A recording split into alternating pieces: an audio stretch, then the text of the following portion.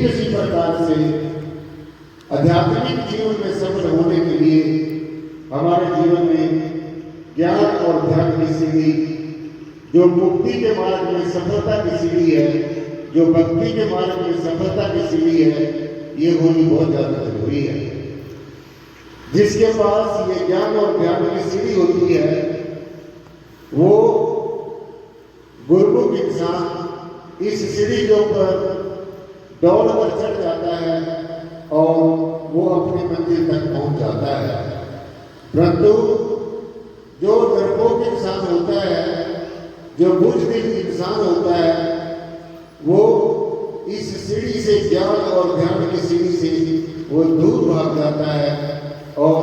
वो अपनी मंजिल को कभी भी प्राप्त नहीं कर सकता। तो इसलिए शासक जी, हमारी जो आत्मा है जिसके कारण हम जिंदा हैं, आत्मा के कारण ये सारे स्कंद ब्रह्मांड की सब कर्म क्रियाएं चल रही हैं। तो हमें यही जानना है कि ये जो कारण है, इस सारे ब्रह्मांड के पीछे, सारी दुनिया को चलाने के पीछे जो कारण है, उस कारण को हम कैसे जानेंगे? इस कारण को जानने के शासन जी और कोई और तरीका नहीं है, सिर्फ और सिर्फ समय का सदगुरु, समय का हाकिम और समय का ब्रह्मज्ञानी सदगुरु, जिसकी चरण क्षण में जाकर हम इस रहस्य को बाखूबी जान सकते हैं, पहचान सकते हैं। इसीलिए कहा है कि जो आत्म तत्व है, परमात्मा तत्व है, ये एक ऐसी हस्ती है, एक ऐसा है बना है जो अग्नि से जलता नहीं है, पानी से गलता नहीं है, हवा से उड़ता नहीं है और अस्त्र शस्त्र से कभी कटता नहीं है। परम सत्य संत शिरोमणि श्री गुरु रविदास जी महाराज ने अपनी पावन पवित्र अमृत वाणी में आत्मा के बारे में बताया है कि काटा कटे ना आत्मा, पानी सटे ना गाढ़, रविदास वायु सुखात ना, आग सटे ना जाड़। यानी कि आत्मा एक ऐसी हस्ती है जो अग्नि से जलती नहीं है, पानी से गलती नहीं है, हवा से उड़ती नहीं है और अस्त्र शस्त्र से कटती नहीं है। तो अब ये सवाल उठता है,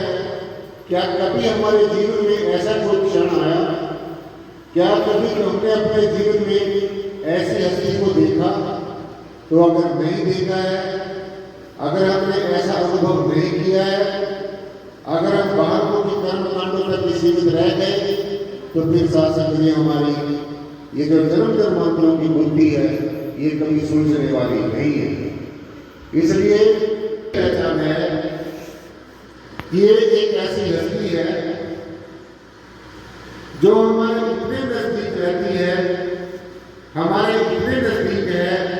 इतने नजदीक है, आत्म तत्व हर हाल में, हर काल में, हर स्थिति में, हर परिस्थिति में एक जैसा रहता है, ऐज रहता है, जो का जो रहता है। आत्म तत्व कोई निर्जीव वस्तु नहीं है। आत्मा या परमात्मा कोई निर्जीव वस्तु नहीं है,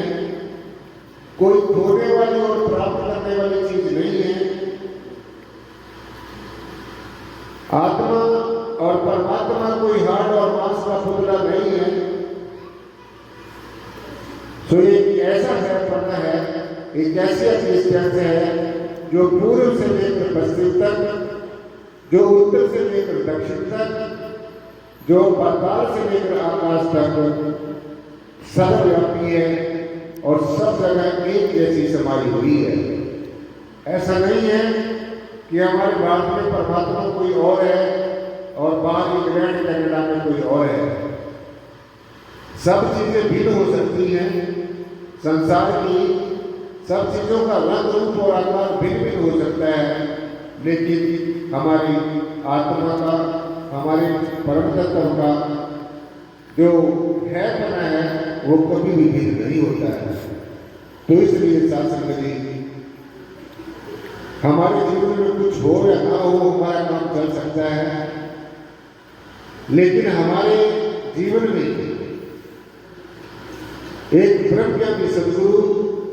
एक आत्मदर्शी सदगुरु, जो परमात्मा को जानता हो, जो समझता हो, जिसने देखा हो,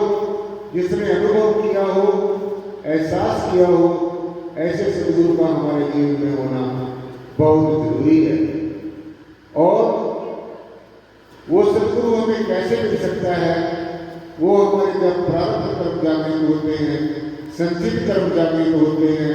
वर्तमान के कर्म जागृत होते हैं, तब जाकर हमें ऐसे सदगुरु की प्राप्ति होती है। इसीलिए सबसे महत्वपूर्ण बात हमारे जीवन में यही है कि सदगुरु हमारा पूरा होना चाहिए, परिपूर्ण होना चाहिए, ब्रह्मज्ञानी होना चाहिए, आत्मदर्शी होना चाहिए, ब्रह्मवेता होना चाहिए और सदा का होना चाहिए। सो परमेश्वर की अनुभूति करने के लिए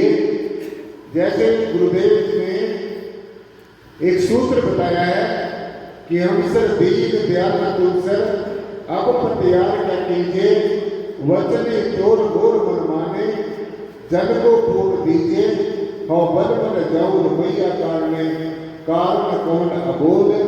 बहुत जन्म पिछड़े थे माधो, ये जन्म तुम्हारे लेके, कह रविदास आस लगती हो, चिर दर्शन देखे। तो परमेश्वर से मिलने का सबसे सहज और सबसे ठीक जो तरीका वो यही एहसास है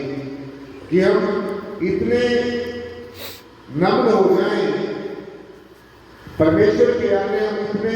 दीन हो जाएं कि हे परमेश्वर, हे सदगुरु, मेरे जैसा कोई दीन नहीं है और तेरे जैसा कोई दयालु नहीं है। तो जब हम इस सूत्र को अपना लेंगे, अपने आप को हम दीन समझेंगे और सदगुरु को दयालु समझेंगे, तो तब जाकर हमारा ये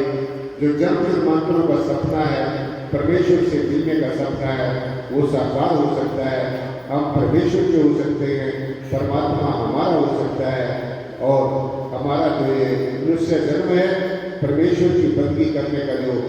हमारा सपना था वो साकार हो जाएगा और हम परमेश्वर के साम्राज्य में प्रवेश करने के काबिल हो जाएंगे और हमारा हीरा सा जन्म सफल हो जाएगा। इन्हीं शब्दों के साथ, इन्हीं वचनों के साथ शासन में अपनी वाणी को यही नाम देता हूँ। कल परसों फिर हम लोगों ने मिलना है, फिर डिटेल में विचार करेंगे और आज मैं विशेषकर अपने परम श्रद्धे परम पूजनीय सदगुरुदेव श्री श्री 108 संत राम सिंह जी महाराज के पावन श्री चरणों में प्रणाम करते हुए मुझे बहुत हर्ष हो रहा है कि उन्होंने आज मुझे सारी शासन का दर्शन कराने का सौभाग्य प्राप्त हुआ। इन शब्दों के साथ शासन जय गुरुदेव, जय गुरुदेव, जय